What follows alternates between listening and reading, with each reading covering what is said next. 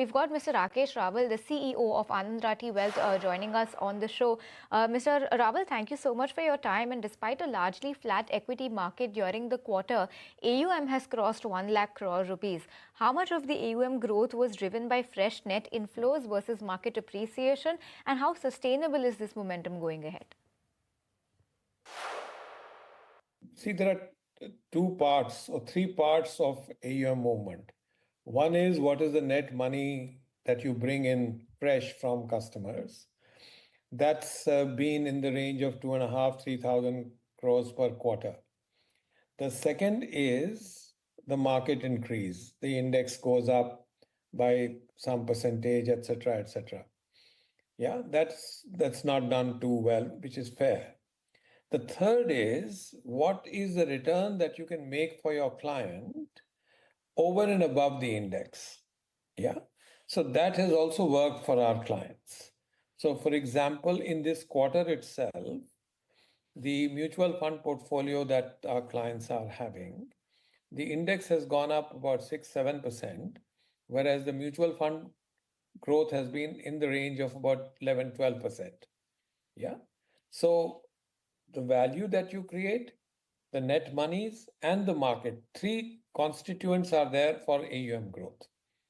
Fortunately, they've all worked for us in the last quarter, which is the constituent of the 20% growth. In terms of how do I see this in the future, I think that the markets which have been muted, you can't have muted markets forever. So therefore, the growth of the markets is compressed. And somewhere, as the environment becomes better, that is going to spring forward. So in the next 12 months, I expect the markets to really push the AUM forward. Our efforts in net mobilization continue to be high, and therefore we expect good net mobilization to come. And the third is the strategy that we follow with clients has been adding value over the last 10 years, 12 years. I don't expect that not to add value as we go along. So I see a very, very bright future in the next 12 months for the company. Okay, that sounds very optimistic, Mr. Rawal, and you're seeing further increase and robust increase to the AUM. That sounds good. Let's talk about net inflows. They were at about 2,743 crores this quarter versus 13,447 crores for all of FY26. Is this a genuine slowdown, or does it reflect the self-governance adjustments that you described on the last call? And how should we be reading Q1 inflows against this 1.2 lakh crore AUM guidance for FY27? Yeah, so there are two separate questions. One is 1,20,000 crores of AUM. If we are at 1,06,000, and I just said that the market should be better. So to my mind, there is very little threat to 1,20,000, and we believe that we should get there. As far as net inflows are concerned, see, net inflows are also subject to the mood of the client. So whenever markets are down, there is negativity in the world, the fear content is high, there is reluctance in the customer to invest money. Yeah. So whatever net inflows we get, we have to cross this hurdle of reluctance, persuade him to give money.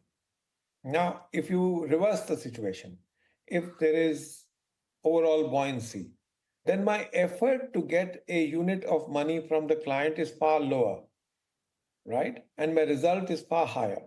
So I value this 2,700 far greater than 3,500 in good times, because this is the base that when good times comes, the number of 3,500 will be crossed very easily. So when difficulty is high, I'm able to get 2,700 is equal to 4,000 in good times. Yeah. So there is no change. It is just that the times are a little tough. We are still getting very, very good net inflows and customer buying. And when times change, the momentum will be still better. Again, 1,20,000, I don't see a threat. Understood. So that also sounds very positive in a directional sense. Mr. Rawal, how has the mix of equity, debt, and structured products evolved during the quarter, especially in a relatively range-bound market as we've seen in the last 12 months?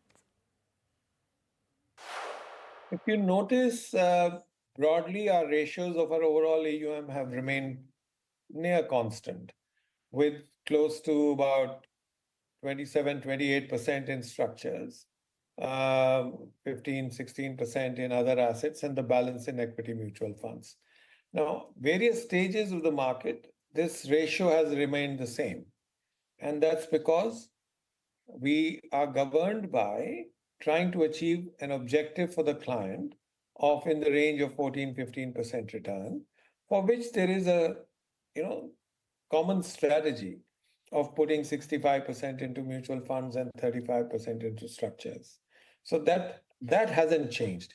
So if the method to get to 14, 15 hasn't changed, I don't expect the ratio to change. So the ratio being same is indicative that the strategy is largely being followed by clients.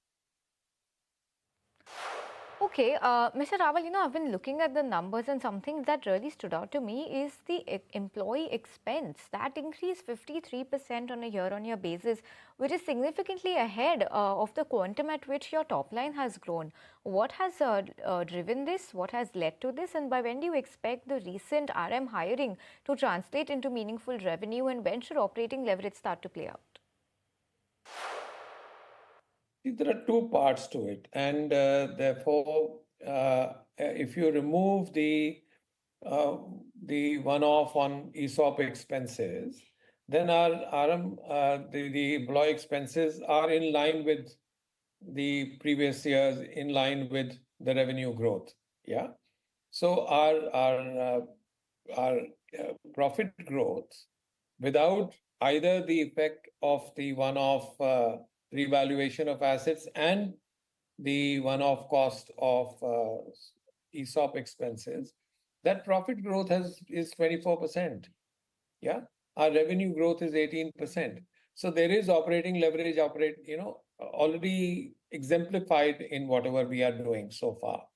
So look at it minus the one-off entries. Yeah.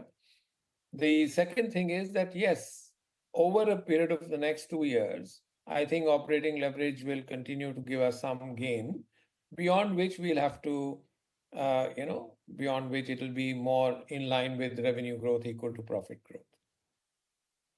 Understood. And Mr. Rathi, you've also, pardon me, Mr. Rawal, you've also announced, a lot of other plans for the company along with your earnings.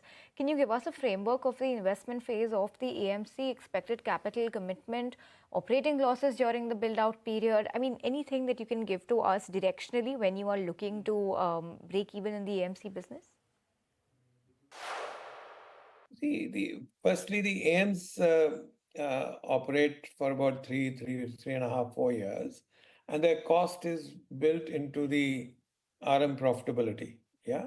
So it is the RM and the AM together servicing a client, and therefore together with them, all of them are profitable. When we promote an RM to promote an AM to an RM, in 90% of the cases, he's profitable in the first year itself. So I don't see there being a long period of gestation to cover losses of employment, which doesn't get covered in the first year itself. So I don't see that as an issue at all. Normally, when people get promoted, they make profits in the first year. May not make large profits, they'll make moderate profits, but they will be profitable in most cases. Sounds good on that note. And Mr. Rawal, lastly, let's talk about your bottom line. The PAT growth has been 24% and it has outpaced your revenue growth of 18%. Should the market extrapolate further margin expansion from here, or are there investments in RMs like we've been talking about, international expansion and the new AMC business that could limit your operating leverage? Well, I think that it will be moderate increase in operating leverage over the next couple of years. That is not to say that, hey, whatever growth opportunities that we will get, we will continue to pursue. But despite pursuing them, there'll still be some moderate increase in operating leverage. Okay, we'll be watching out for that. And on that note, Mr. Rawal, thank you so much for your time today. Good as always to be speaking with you. Thank you so much.